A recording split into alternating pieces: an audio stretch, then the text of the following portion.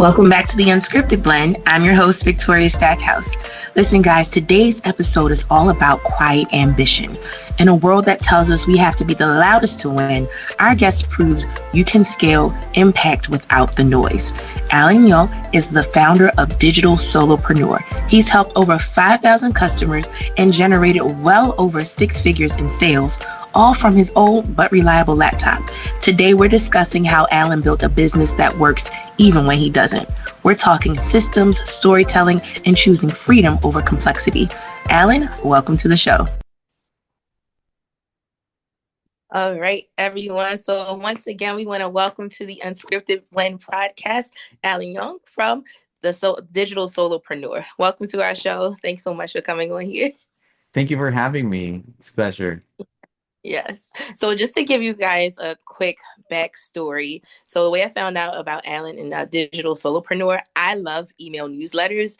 I love to subscribe to them. I love to read them. And I actually, with my business, I write them too professionally. So that's just how much I love them. So through one of the email communities I was already a part of with Liz Wilcox, Allan came up. I don't even remember what time it was. I don't know if it was when she was doing her 12 days of Liz Myths. I don't know what, but some kind of way I saw you Digital Solopreneur, and I really love what you had going on. And I just subscribed, and I really enjoy your Sunday reflections. Those are great in addition to everything else. So it's a nice touch. So that's how, of course, so that's how we got connected and everything. And I'm excited too, because you're my first international guest. So all right. That's exciting. That's exciting for me too. So big things going on. But I don't want to take too long to get into this. Again, we have the founder and CEO here of Digital Solopreneur. And I'll let you tell us about that. What is Digital Solopreneur? Yeah, it's funny. There's no grand, I guess, master plan behind it. Back in around 2015, 2016, I was doing affiliate marketing locally, and I just wanted to have a domain. So it was a time when you just buy a domain and just see what sticks. So I do have a lot of them. And Digital Solopreneur, there's really no master plan behind it. It just describes who I am. So I was doing digital business and I'm doing it by myself. So I figured, hey, let's just get that domain and maybe I could use it someday. So that's the idea behind it. And to be quite honest, when I bought that, it's really just, okay, maybe something, I just like the idea. And it feels like it's describing a way that we're starting to do business. So I came from corporate background as well as I had a franchise business in the fast food industry. And those two things are that I just say that involves a lot of people, especially in our franchise business where all our managers would be pirated by other companies. Ice machines would break from time to time. Like there's constant need. The same way with corporate and to a lesser extent. And it just I found solace in working by myself. And I felt that a lot of people can shine, don't need to fit in a team when they can shine alone the best. So that's kind of the idea behind Digital Solopreneur. Okay, awesome. Thank you for sharing that with us. So now you're helping entrepreneurs too with this business that you have with basically streamlining their own business, their own system. So tell us how you help entrepreneurs out there. Sure. Specifically with Digital Solopreneur, so I come from the Philippines, and for us, like education is the ultimate equalizer, right? Like you get opportunities to work abroad, get hired, and that's why like 10% of our population is working abroad. That's for better or worse, our best export is human resources, right? And the way we get these opportunities is through by being educated, by being world class. And the businesses that I help with are education businesses, like coaches, consultants, people who are gifting the world with their knowledge. That's the power of the internet, like liberalizing information and education. So these folks, I help them with packaging what they know and turning Mm. this into products people can digest at an affordable cost, affordable price. And since these are low overhead businesses, like solopreneurs can live off that without having high margins. So I help these educators to have a full-time income, a comfortable livelihood. Maybe not to the level of like Amazon, right? But it's something livable and comfortable while teaching what they know. And that's how we can spread education in a way that gets, in some ways we are teachers that are get paid, that are being paid like entrepreneurs. Okay.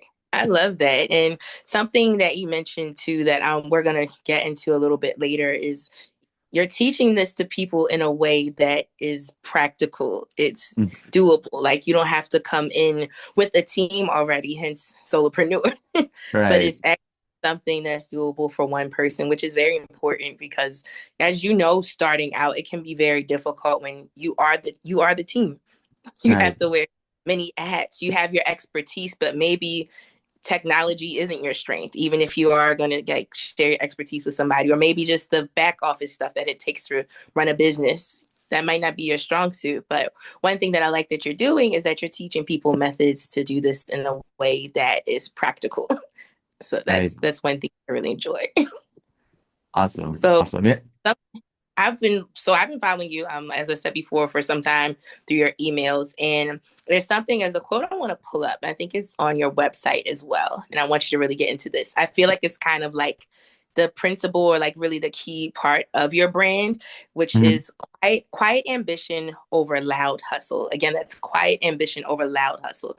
That really resonated with me. And in this busy culture, I feel like it's a busy culture kind of globally, although each place is kind of different. But I think a lot of people in this world of tech and AI, they feel like we have to rush, rush, rush. So can you talk more about why is what did you think of when you said quiet ambition over loud hustle? Why is that so important? What does that look like for your own business? Right. I guess like I share best through examples. And I think the way we got connected is one way that's an example, right? Right. In a world, to your point, in a world where tech and automation is king, right? Um, like for us, one of the things that differentiates us is I call my community like our principal, our effortless earners. So the Yeah. idea behind there, right, is it's not this is the best thing to do business, right? Because there's a certain cap to it. Like generally we won't grow to $100 million, right? That size because there's a cost to that size. So there's another alternative, which is being an efficient entrepreneur. That's where AI automations work, and there's nothing wrong with it, right? It's just that for us, we want to focus on the lifetime value in terms of the business and also long-term relationships, right? So, and part of that, by extension, right, with that is with hustle culture, it goes 100 miles per hour, right? For quiet Right. ambition, it's slowing down and understanding and appreciating the human interaction that comes with a business like this. And yes, there's a downside with solopreneurs that you have to do everything, but also you also have that chance to build relationships because you have access. And I think though the way we got really connected was when you replied to one of my emails, right? And we had a Right. conversation there. Like it wasn't an automated email responding to you. And as I got to know about your situation, I invited you to one of our private coaching calls as my guest. And that's where we got to know each other more without any intention of like monetary transactions, right? It's just that, hey, I think you need this help and I think this call can help you out. So building, investing in those relationships without necessarily having an ROI as looming over my head. And that's part of it, right? Um, I recently, I'm not sure if you know about this story, but my Facebook account got disabled like a couple Right. like last month, and I had 11,000 followers there. But I'm happy that we might touch on this later. But I have my email list, so I wasn't on a panic. But at the same time, it helped me realize that hey, if I create a new account, the people who really matter, I will get connected with still. And that connection with humans goes beyond platforms, right? If I have connections in the platform that I won't be able to get connected anyway, we probably didn't have much of a relationship in the first place. And so it kind of validated like my idea of like quiet ambition that, hey, let's build relationships, and focus on that. Because when I started like almost 10 years ago, I didn't have any assets. It was just, I was connecting, making new connections, being a genuine person, right? And that's, for me, it's the way I would like to run my business. So it could be being open to conversations, checking in on customers, even making deals. You'd think making deals is really more about business, right? But it's also, hey, you're paying monthly here. What about, hey, if you commit to staying for X number of months in my program, then I can lower the fee for you. So we both have win-win. So Right. like taking time to kind of making those decisions, you can make those decisions because you know the people you're working with. Right. And sure, it's not the most efficient way to do it. But right now, the two people that I did that 6 months ago, they're renewed for another 6 months. So without really hard selling them. In fact, one of them was we were on the coaching call and I was telling her, hey, by the way, I'll send you an email about if you plan to renew. Then right on the call, she said, "Yeah, just send me the invoice and like I'll have my sister pay you." There's no Right. convincing involved. It's Right. just we enjoyed our working together, and it was a no-brainer for them. And that when in the world where you want to keep the retention high, reduce the churn, right? Right. When having churn just come, not churn, having retention just come naturally, that felt amazing, right? Because I was even a little hesitant to bring it up during the call. It was just we had a great momentum, and I just Right. wanted to bring it up so that she doesn't experience any interruption with her membership. So Right. so yeah, so those are examples that how we live that principle in our business. Hey there, listen, if you've been listening to this and you realize that you need support with your brand or content, I want to invite you to work with me.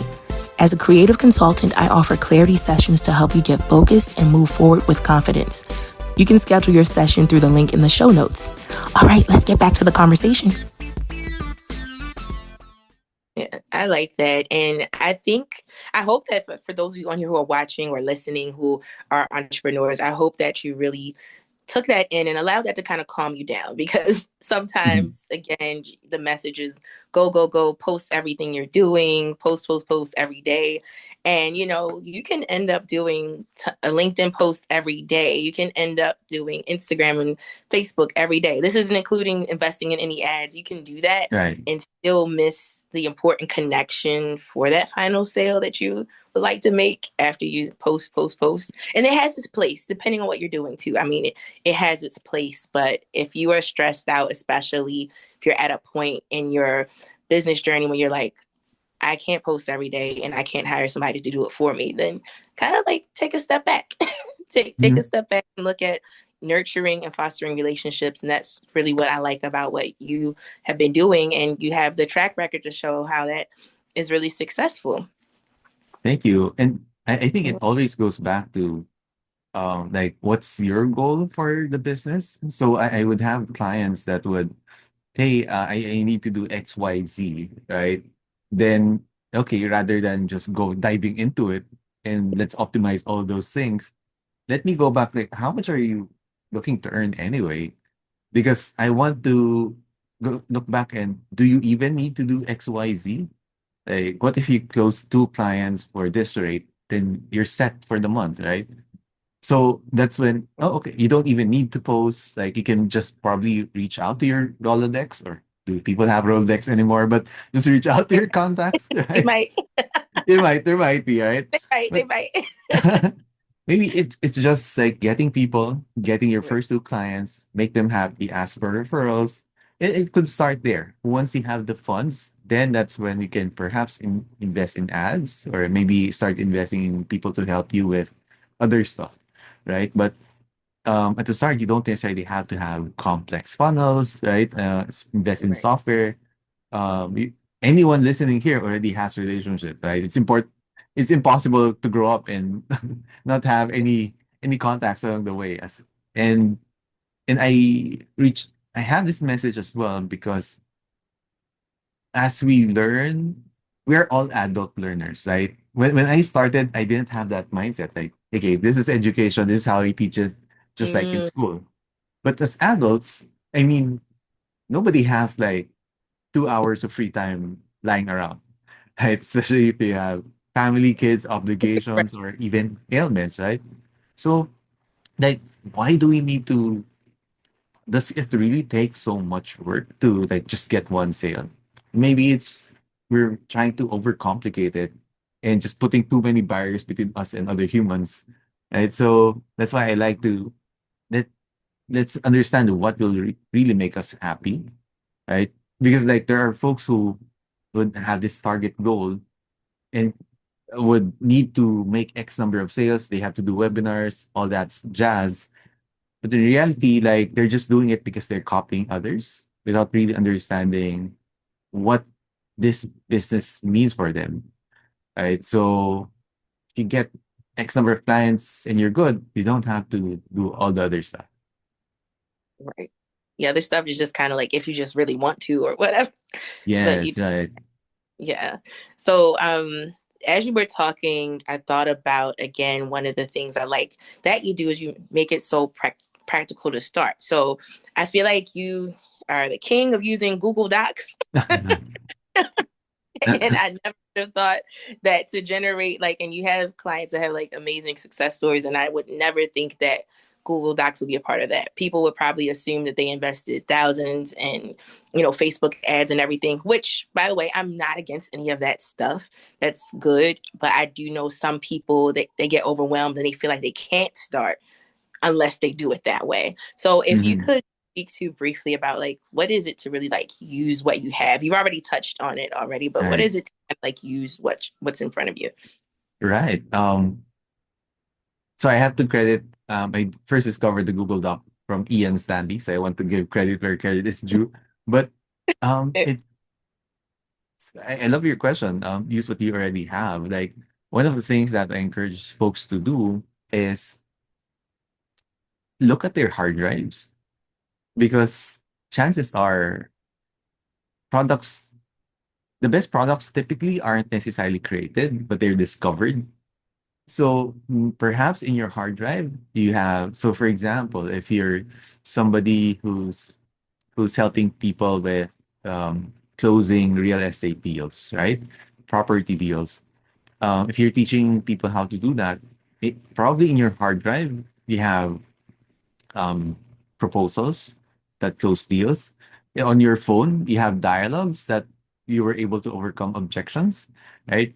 Maybe you have call recordings. Of course, there's privacy issues there, but But call recordings that maybe you can transcribe, remove the names, and see, hey, these are how I was able to negotiate this tricky client, right? So all of those can be packaged into a product, right? Could be templates, it could be scripts, um, it could be materials for a workshop, right? I had one client that he was an email copywriter in the e-commerce space, saw that advice, and he packaged like his different campaigns and offered it for aspiring copywriters as well. He was able to close like around over $2,000 from things he already had in his hard drive.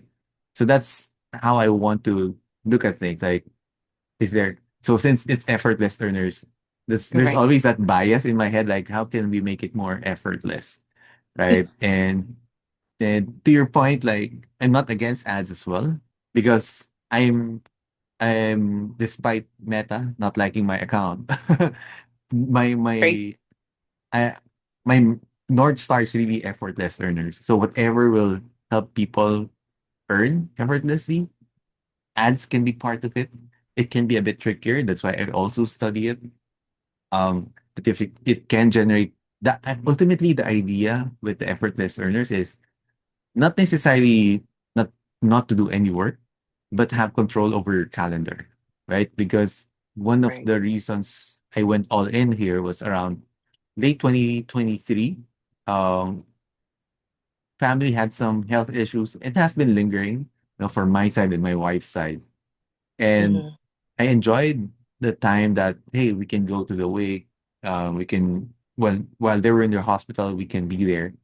And my dream is having a business that can run easily. Either there are SOPs and somebody can help me out with it, or at least have an ad campaign, for example, that runs and drives traffic in. So um that's the ultimate idea. And if I want to work more, I can, because I still treat what I do as a job. And that's not a bad word, right? People tend to kind of distance themselves with the word job. But for me, it's important to that I call this what I do a job as well. Right. Because like it adds a level of commitment and professionalism behind it. Right. Just because I work from home doesn't mean I show up like just before we started the conversation, you just discovered that it's 7 a.m. when we started. And that's Right. totally fine with me. I ended last night 2 a.m. because I was preparing my slides, but because I know this is also a job, like I have to show up. And that's for me an advantage of looking at it that way. So I know I went into some tangent, but I think it's important to go deeper as Good. well into like the motivation behind it. No, that's definitely good. And just again, you reestablish how we can uh, use what we have and the importance of that freeing up your space, as an entrepreneur, freeing up your space to so that your schedule is your schedule. You mentioned something that, well, let's circle back to talking about Meta canceling your Right. book page. And I want to talk about that a little bit, but mainly because in using what we have, something that people forget about that's still important today is email. This Right. is this is how we met. Just through email. Exactly. I didn't see you on any of the social media platforms. I Right. didn't. It was email is how we got connected. So if you could also talk about the importance of that, especially given that situation with Meta. Let's talk about while email marketing, guys, is still relevant, still important. Yeah. Yeah, definitely. And it's wonderful that you brought that up. And it's funny that that happened to me as well. Just to be clear, the reason that um, there was cybersecurity issues, I guess Meta thought that my account was hacked, but it wasn't. So, but when I sent her them my photos and stuff, for some reason they didn't approve it. I guess AI was the one that decided on that, but I digress. But yeah, and that's exactly the reason that I wasn't panicking when that happened. Because like my family is still here. Like, I mean, it's just a social media profile. Yes, I do have followers there, but my business is still mainly run by emails. And somebody asked me this recently, like, email, like people have been wanting to kill email. When I started over 10 years ago, they were already saying that email is dead, right? And like it's like over a decade later, and it's still the norm. But I think what makes email, somebody asked me if how do I think how long do I think email will last, or what's the projection for emails. I'm not like married to emails, although I love it very much. Like, I mean, if it stops working as an effortless earner, like we move on and find what works. But at the Right. same time, email is the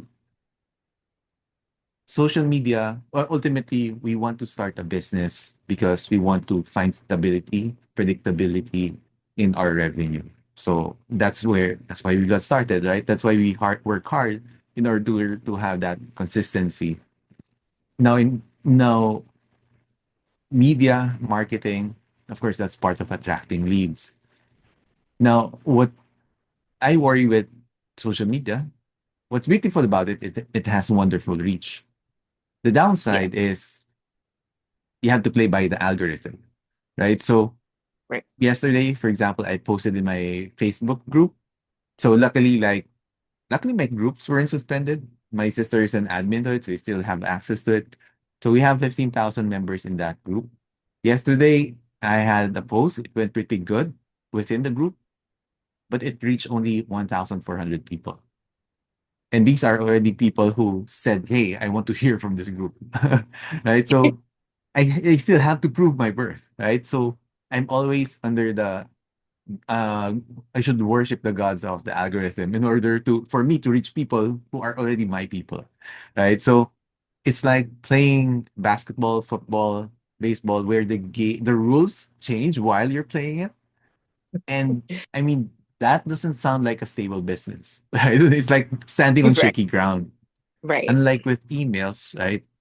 When I send an email to say 15,000 subscribers, 15,000 subscribers will get that email. Then they have to decide to open it or not, right? Right.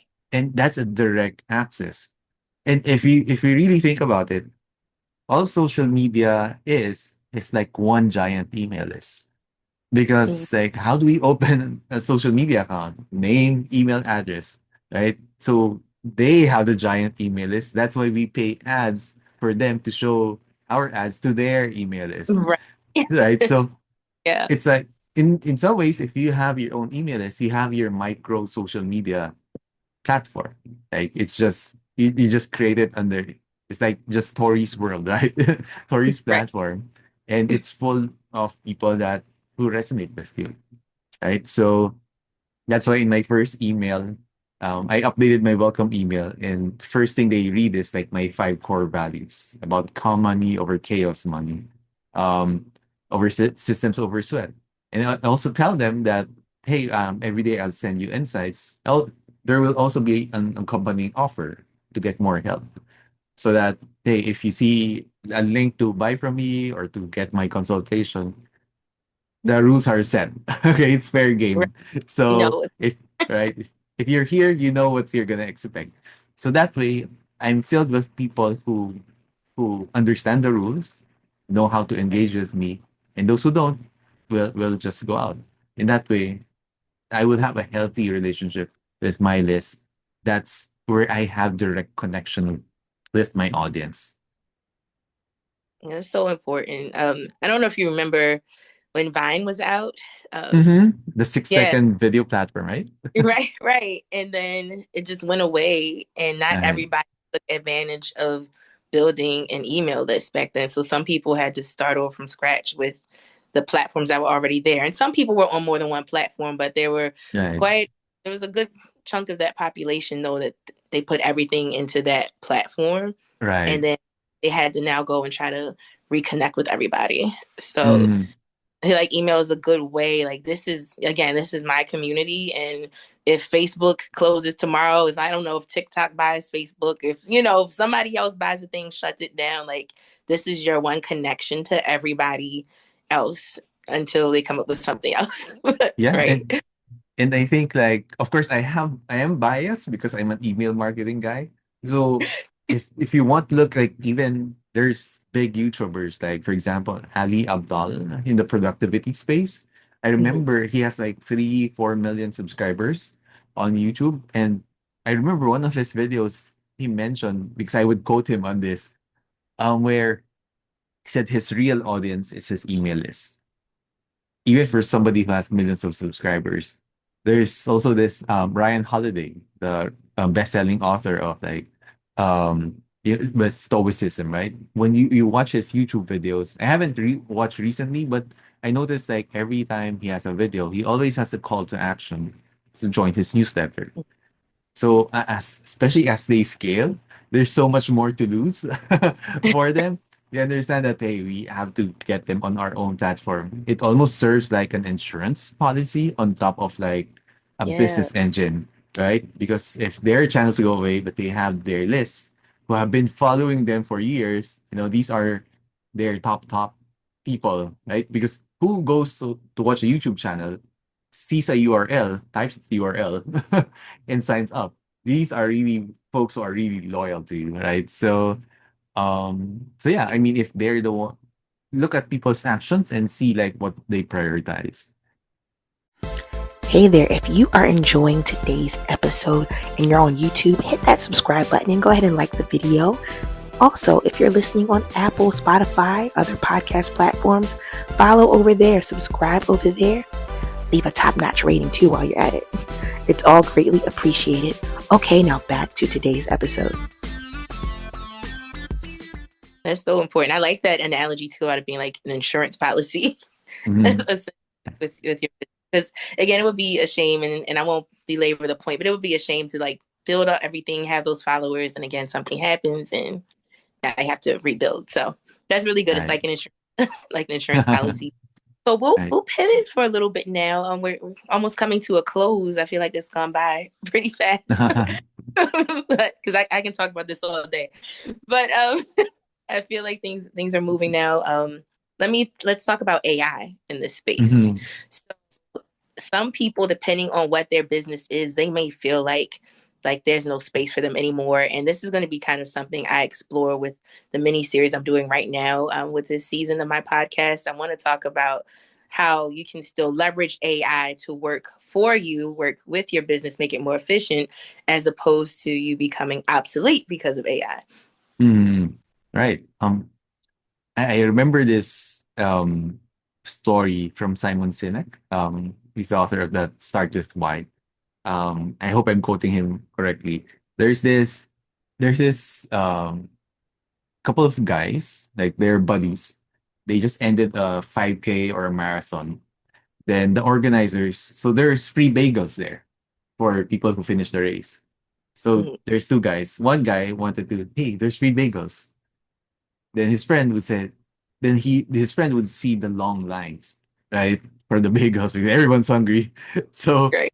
but he said he wasn't even convincing his friend. He was saying, free bagels. It's like it's a no-brainer. Then the Oh other yeah. guy says, right, the long lines. So so the point of the story is there are people who would see the bagel and there are people who would see the line. So Mhm. and Okay. like with AI, it's similar to when the internet came, right? Um, I lived through a life where there weren't any cell phones. So we had payphones, we had beepers, then there were cell phones, Right. then there was the internet, then now there's Mm-hmm. an AI, right? Every change, there's always an opportunity, and there's like, I mean, it's for me, ultimately, it's your choice on how you would like to see it, because this is reality. We won't go back to the time where there's no internet, there's no cell phones, and now there's no AI. So it's a choice for me. Like I have with effortless earners, we also have this mindset that always go on offense, right?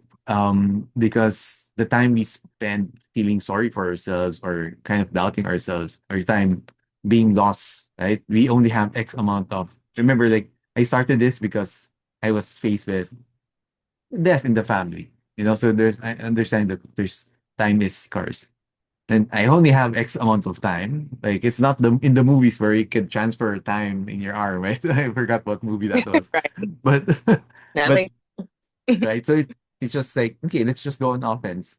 So how can we turn this into our advantage? And as solopreneurs, like a lot of it is like it's almost like no one's a solopreneur anymore because AI is like your employee that doesn't complain, doesn't sleep, but it gets tired because if you use up the usage, then it needs to rest. But other than that, um, you can use it as an advantage, right? So, um, for me, to your point about posts, so I do have my sister helping me out right now with my business, and I would write the emails, have AI um, turn them into posts for socials, for Facebook, LinkedIn, Instagram, whatnot. And then sometimes I would not, I'd be surprised. Oh, I have a LinkedIn post. I didn't know that because we just schedule that ahead of time. Mhm. And I wasn't writing these LinkedIn posts deliberately. It's just a spin off of my main email. And that's something I wasn't able to be able to do before. Right. My calls, the group calls where you also attended, I would get transcription there because sometimes I would say something smart enough, that I couldn't think by myself. Like it just comes out in conversations, right? And we were able to extract insights there and turn them into emails that would in turn become social media posts. Um, and that's just like the tip of the iceberg on how we can use it. And I'm not even on the cutting edge of it. Like I take what's useful. I look at my business, see what I need, and take from the world what I need rather than being learning everything, then not applying anything in my business, right? So I look for the bottleneck and find solutions. And a lot of the Yeah. solutions now are coming from AI, right? So education wise, business wise, information will be commoditized. So a lot of it will be go back to brand and trust, right? So I think it's more important now to have that quiet ambition, that human to human connection, because like Yeah. information will be commoditized. So it's your ideas that will reach people. Those ideas, to your point about seeing that quiet ambition over hustle culture, right? It's also an idea, and that's how we start to get connected. From that initial connection, that's when we can deepen the relationship. And it's and that comes back to what your beliefs are, right? What your beliefs are, and ultimately it comes back to being human. So, so yeah, I mean, for me, we have to embrace it and treat it as an advantage. Almost force yourself to think of it as an advantage because there's no turning back. Right. Thinking otherwise will only scare you for the future, right? Yeah, that's true. And we don't want you fear here. One of the reasons I like to talk to you, and we'll be talking to other entrepreneurs as well, because I want to take the fear out of it. There's a lot of people who have good Right. ideas, they're not launching, or maybe they gave up because they're afraid. And it's like, this is something we don't have to be afraid of. I like what you just said just now. Take what works for you right now with where you are. So, no, you don't have to run and get a certificate. You don't have to become an expert prompt writer right now, but take what makes sense for your business right here, right now. Take what makes sense for your brand right here, right now, because I work with people for their brand strategy. So take what makes sense for your brand, for what you're doing right here, right now, and don't worry about becoming, the master AI expert. Now, that's what you want to do. That's like, a career Right. goal.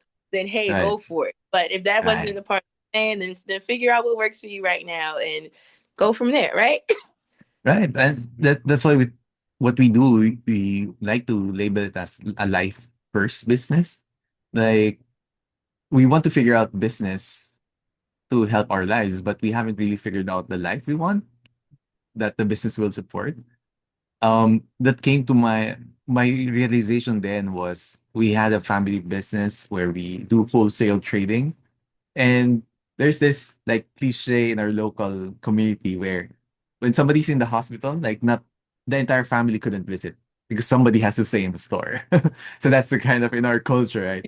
And Hmm. there were times like it's funny as well, but at the same time I was thinking, um, sometimes we would miss like milestones or trips because somebody has to be in the store. And it made me think, are we living to support the store or is the store there to support our lives? Right. Right. And sometimes I have a client who does workshops in person. She has to pay for the venue and stuff. And she just feels that she needs to do that because she does like breath work, yoga work.